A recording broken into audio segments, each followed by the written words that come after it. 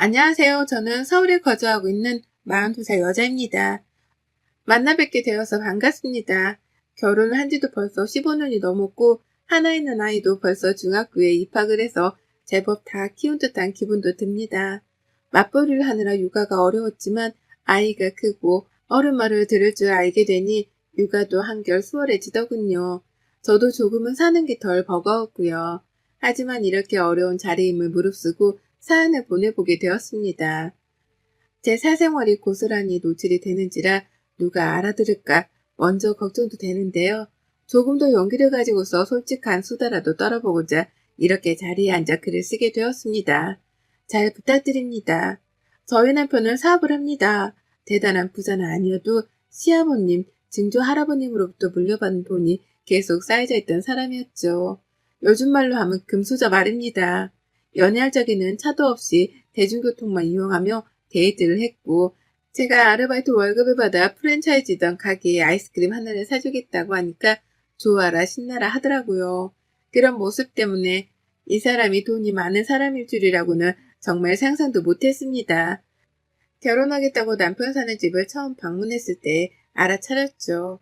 으리으리한 집으로 들어가길래 혹 이 집에서 숙박이라도 하며 일을 하는 건가 싶었는데요.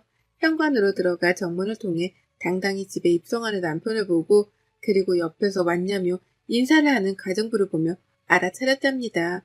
이 사람이 돈이 많은 남자라는 걸 말이죠. 나쁠 것도 없고 좋을 것도 없었어요. 나빴다면 나와는 다른 세상의 사람인 것만 같은 남편이 조금은 부담스러웠다는 것이고 좋았다면 내가 사랑하는 사람이 돈도 많다고 하니 우리 미래에 가난으로 싸울 일은 없겠구나 생각했던 것이었습니다. 좋고 나쁨이 반반이었던 상태였지만 저를 끝까지 좋아라만 해준 남편의 일편단심 덕분에 결혼까지 할 수 있었어요. 그리고 저는 결혼을 하고 나서야 우리 결혼의 좋고 나쁨이 결국 반반이 아니라는 사실을 깨달았답니다. 알고 보니 좋음은 20% 그리고 나쁨이 80%는 되는 결혼이었죠. 남편과 결혼하면서 걸린 조건이 하나 있었어요. 그건 바로 시부모님과 함께 사는 것이었습니다. 전 좋았어요. 결혼 준비를 하면서 시부모님이 꽤 제게 살가로이 잘 해주셨고 이렇게만 지낸다면 같이 살면서 더 친해지기만 할 줄 알았거든요. 무엇보다도 저는 친정엄마가 어릴 적 일찍 돌아가셨기 때문에 이런 일에 대해서 조언 따위도 구할 어른이 주변에 없었습니다. 시어머니와 함께 산다는 게 결코 쉽지 않은 일이라는 걸 말해줄 수 있을 만한 어른이 곁에 없었던 거죠. 그러니 좋은 게 좋은 거란 가벼운 마음가짐만 먹은 채로 학교 생활을 시작했어요. 제가 좀 이른 나이에 시집을 갔었는데 그 어릴 적부터 저는 바로 시어머니를 모시는 것과 동시에 임신과 출산을 하게 되며 아이의 엄마가 되었답니다.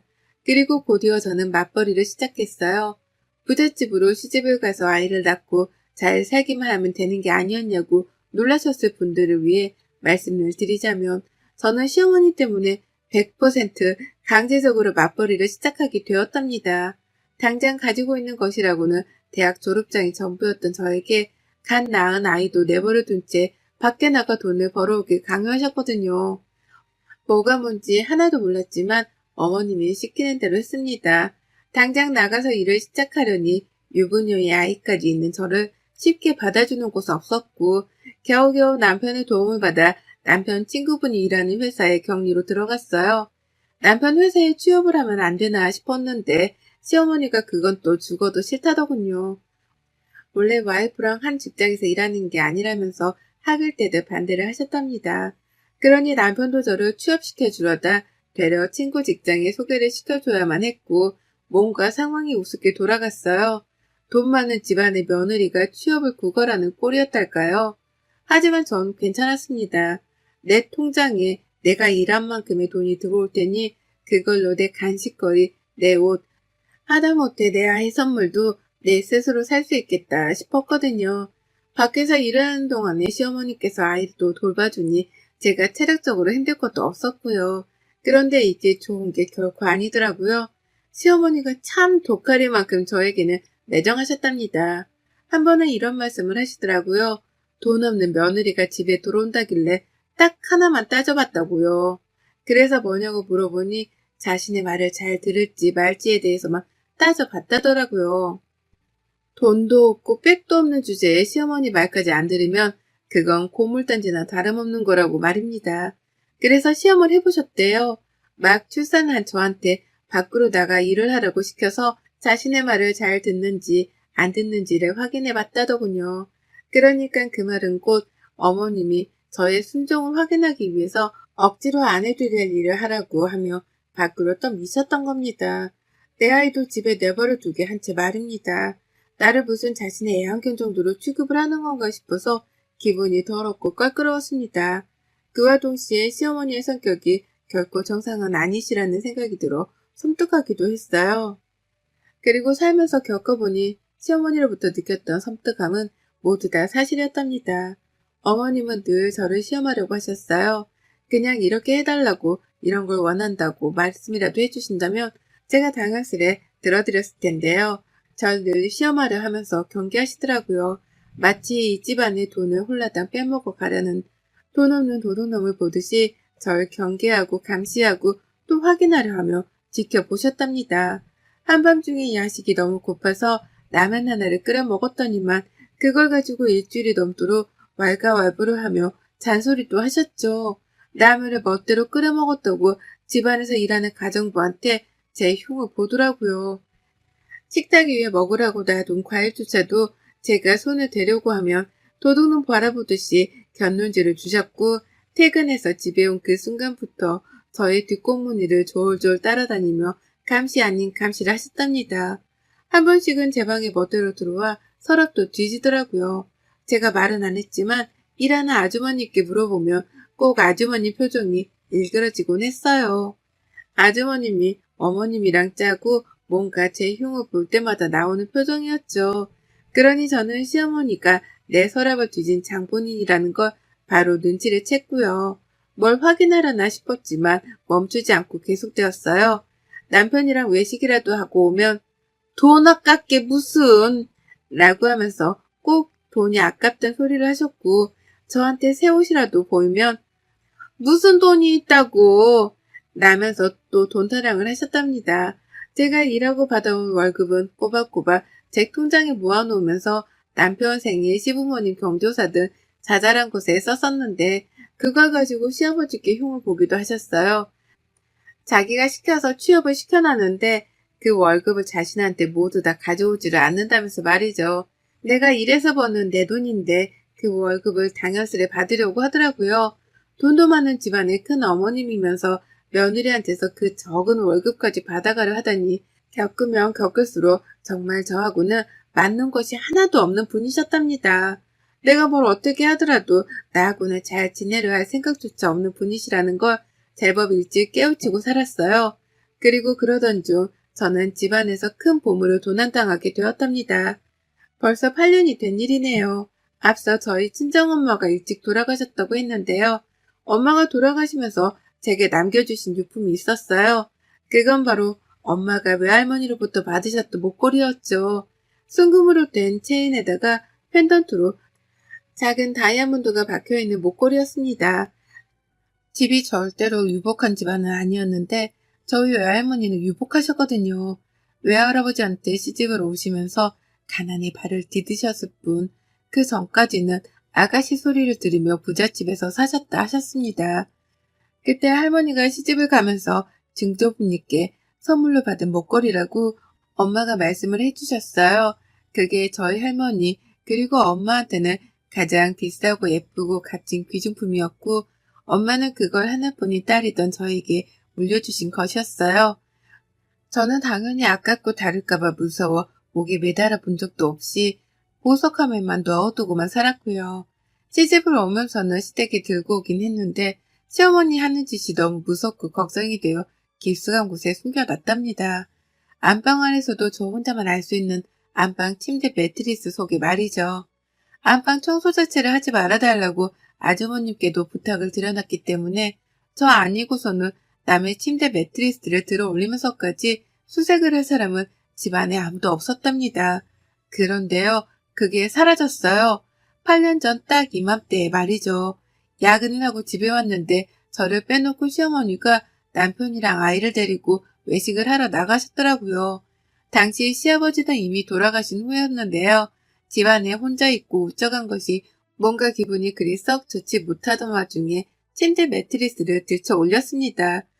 그냥 그러고 싶었고 오랜만에 엄마가 남긴 유품 구경하며 엄마 생각이나 하려고 목걸이를 찾는데 아무것도 없는 광경에 간이 떨어져 버렸네요. 난리도 아니었어요. 그게 값으로 따지면 8년 전 800만 원 정도가 되는 거였거든요. 비싸고 귀한 걸 아니까 저도 함부로 메고 다니지 못했던 목걸이였어요. 근데 그게 없어진 겁니다. 난리도 그런 난리가 없었습니다. 저는 집 나간 남편을 찾고 목걸이가 없어졌다고 온 집안을 헤집고 다녔어요. 그 큰 집을 남편이 올 때까지 혼자 뒤지고 삭히고 해가면서 난리도 아니었죠. 하지만 며칠에 걸쳐 찾으려 했던 엄마 목걸이는 결국 찾지를 못했고 그렇게 8년이 지났습니다. 저는 이미 경찰에 신고도 했었고 저희 아이한테도 묻고 일하는 직원한테도 조사를 하고 혹여나 도둑이 들었나 싶어 근처 집안의 CCTV도 뒤져가면서까지 찾으려 노력했어요. 하지만 결국 아무것도 건진 게 없었습니다. 정말 아무것도 찾지를 못했어요. 신고를 하고 어디서 나올까 싶어 고물상도 뒤지고 별별 짓을 다 했어도 건지지 못했어요. 당시 옆에서 저를 지켜보시던 시어머니는 그러시더라고요. 뭐 대단한 물건이라고 그렇게 신고하고 여러 사람들까지 힘들게 하면서 찾으려 하냐고 말이죠. 눈 하나 깜빡하지 않을지 냉정할 정도로 그리 말씀을 하셨답니다. 친정에서 물려줘봤자 뭐 얼마나 귀하고 비싼 부석이겠냐면서 무시를 하는 발언까지 서슴찮게 뱉어내셨죠. 제가 돌아가신 엄마께 죄송한 마음에 울기도 많이 울었었는데요. 그런 저를 보며 살다 살다 일이 한심한 사람을 처음 본다는 말까지 하면서 한숨을 크게 쉬더라고요. 급기야 자신이 도로 사줄 테니까 집안에 경찰이든 누구든 그놈의 보석 얘기를 하는 사람이 없게 해달라고 큰소리를 내기까지 하셨네요. 그걸 사기 위해서 찾는다고 찾아지는 보석도 아니었고 제게는 무엇보다도 의미가 큰 물건이었는데 어머님은 그런 것 따위를 신경 쓰지 않으셨답니다. 오히려 우는 제게 시끄럽게 하지 말라며 방 안으로 쫓아내 문을 강제로 닫은 채 안에서만 울게끔 만들기도 하셨었네요. 저는 그때 후유증으로 시어머니께 완전히 등을 돌렸고 더 이상 이렇게 시어머니를 마주보고 살 자신이 없다며 남편이랑 본격적인 분가 얘기를 나누기 시작했습니다. 감정적으로 힘들 때에 힘이 되어주기는커녕 남보다도 못할 정도로 저의 슬픔에 매정하게 굴고 막말을 퍼부었던 시어머니셨기 때문에 저는 A딸을 갖추며 모시고 살 이유가 없었던 거죠. 다만 아이러니하게도 일은 계속했습니다. 언제 어떻게 시어머니 때문에 또 남편이랑 갈등을 빚고 급기야 이혼을 할지 모르겠던 불안감이 들었거든요. 그래서 어머님의 강요로 맞벌이를 시작했음에도 불구하고 분가를 하고 나서까지도 일은 손에서 놓치지 않았어요. 그러는 사이 어머님은 수도 없이 학가를 도로 요구하시며 제가 모자 사이를 갈라놓으려 한다는 둥, 집안의 돈만 보고 들어와선 재산을 본격적으로 탐내를 한다는 둥에 별별 이간질을 하셨어요. 누가 들으면 제가 정말 이 구역에 미친 여자라도 되는 줄 오해를 했을 텐데 천만다행이었습니다. 약간의 갈등과 싸움이 있을지라도 끝까지 저를 믿어준 남편 덕분에 시어머니의 이간질이 그리 효과가 있지만 않았던 거죠. 그리고 전 목걸이를 잃어버린 그 8년의 시간 동안 엄마의 기일만 찾아오면 미친 듯이 눈물을 흘렸어요. 그거 하나라도 만지작거리며 엄마와의 추억도 떠올리고 엄마의 흔적을 살폈는데 그게 사라져버리니 엄마마저 사라져버린 것 같았거든요. 죄스러운 마음에 흘린 눈물이었고 시간이 지날수록 오히려 아픔은 배가 되었습니다. 여전히 틈만 나면 한 번씩 금은방이라든지 경찰에 수사 요청을 해가면서 잃어버렸던 목걸이의 흔적을 찾으려 했어요. 그 당시 돈 800만 원짜리 목걸이였으니 지금은 못해도 1000만 원이 훌쩍 넘을 거다 싶었고요. 적은 돈도 아니었기 때문에 누가 훔쳐갔을 거란 생각은 늘 지울 수 없었습니다. 누군지는 몰라도 더더욱 벌을 받아야 한다고 생각했고요. 솔직한 마음으로 시어머니가 의심이 가기는 했지만 물증이 없었기에 섣부르게 누군가를 의심한다는 발언은 꺼내지 않았었죠. 그런데 그 목걸이를 제가 8년 만에야 제 두 손으로 두 눈으로 직접 발견과 동시에 수거를 했습니다. 그것도 제가 목걸이를 잃어버렸었던 바로 그 장소 시어머니가 사는 시댁에서 말입니다. 그 큰 집을 샅샅이 뒤져가면서 목걸이를 찾던 게 엊그제 같은데요. 시아버지 제사를 지내야 해서 찾아갔습니다. 그 집만 가면 목걸이 생각이 나서 너무 괴로웠고 사이가 좋지 않은 시어머니를 배워야 한다는 사실만으로 숨통이 끊기는 심정이었는데요. 남편의 아버지 제사고 시아버지께 저도 도리는 해야 한다 싶은 마음에 싫은 티만 조금 낼 뿐 찾아가긴 해야 했었어요. 그런데 그날 시어머니가 하필 아프셔서는 침대에서 일어나지를 못하시더라고요.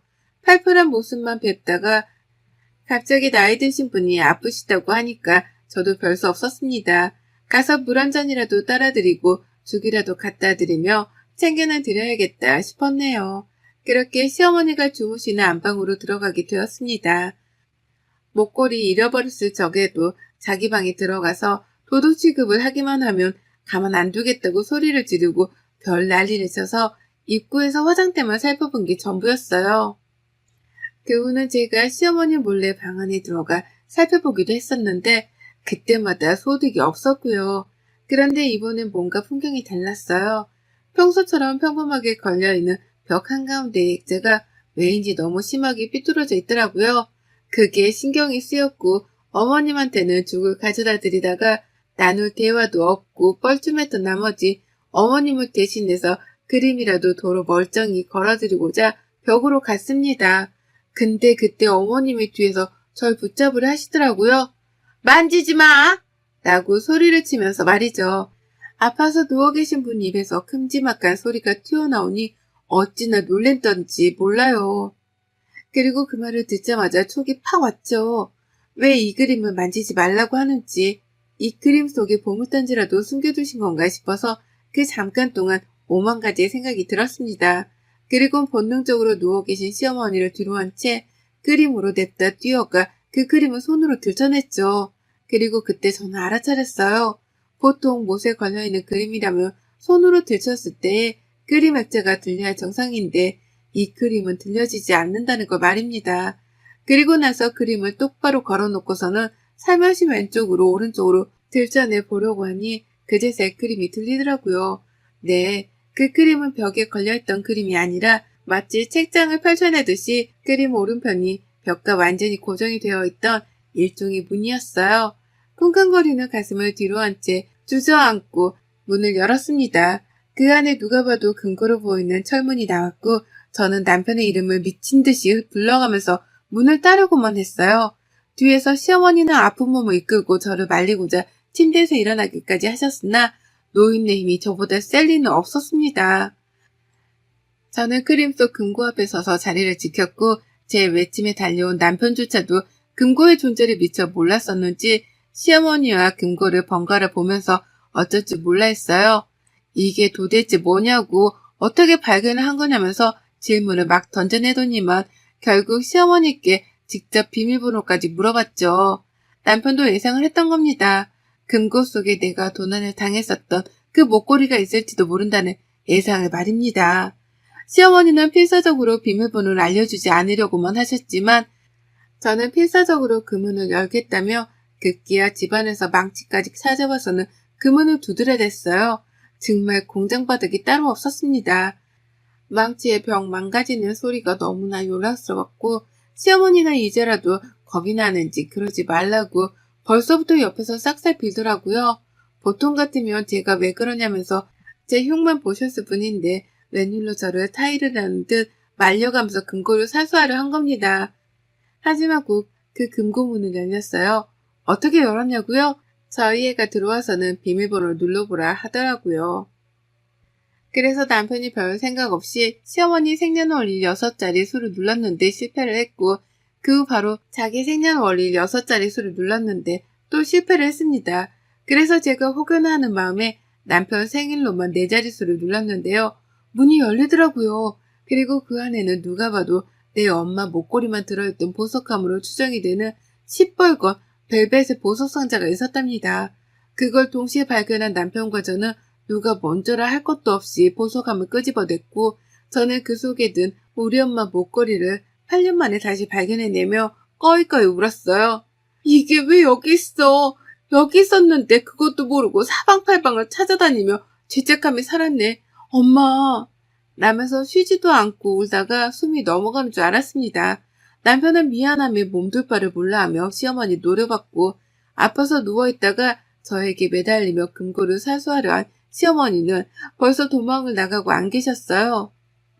저는 한참을 더 울고 목걸이를 끌어안다가 남편이랑 시아버지 제사도 안 지는 채로 집을 나섰고요. 다음날 바로 경찰에 신고를 했습니다.